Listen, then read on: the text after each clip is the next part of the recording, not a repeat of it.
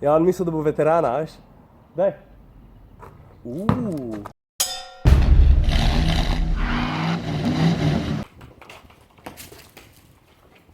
Pa to ne šlo.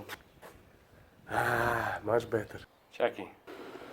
Evo ga. V bistvu sem hotel povedati ene dve stvari.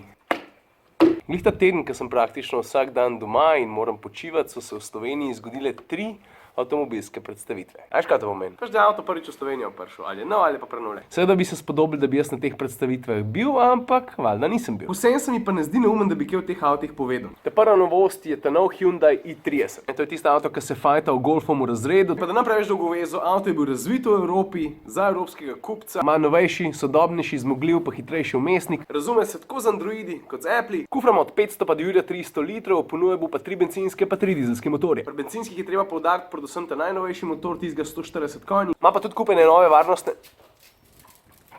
Gizmo?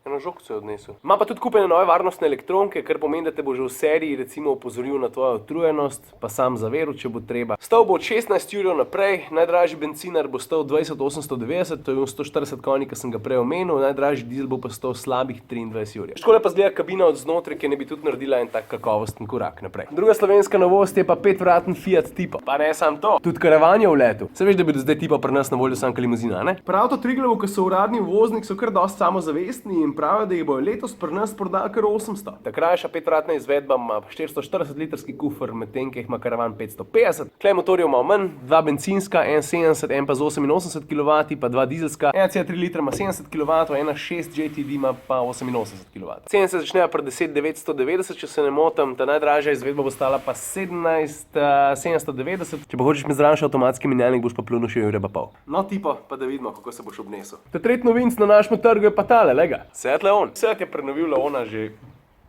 par mesecev nazaj. V skladu s tem, kaj ponuja koncern, bo avto prvič ponudil 1,6 litrski dizel z 115 konji, pa ne samo to. Prvič bo na voljo tudi z bencinskim litrskim trivaljnikom. Evo mi že kaj dolg čas. Avto ima bolj ostro zgleda, več ima nove uporabne elektronike. Po novem bo recimo znal tudi čist sam od sebe voziti v gužvi. Cene se bodo začele pri 12,499, če boš pa hotel neko tako srednjo opremo, se bo pa vse skupaj začelo dogajati tam od 13,300, 13,500 tam naprej. Škaj pa zdaj slišim soseda, ki na koš meče. Tina bi rekla, če sem nor, da bi moral ležati pa počivati. Sosed! Dobar dan! Zdravo! A gremo malo vršt, pa da vidimo, kdo je boljši. Ej, da pa gremo, ne? Ej, pa gremo.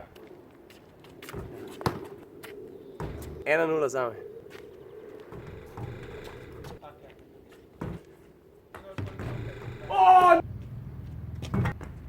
Pa dober, no.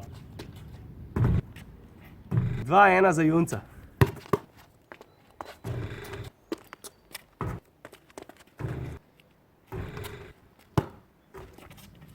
Štiri-ena, pa ne za mene.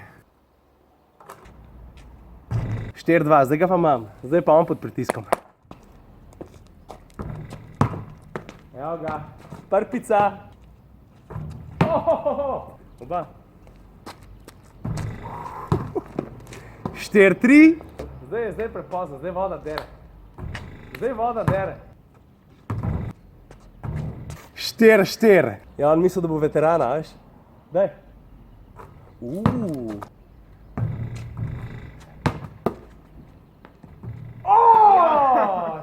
Shit.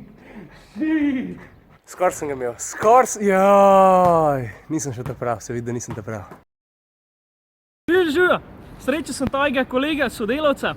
Pozdrav se čimprej, gledam te, rad te vidim, super si, ostanite take face še naprej, dobro snimite, kul ste zakon.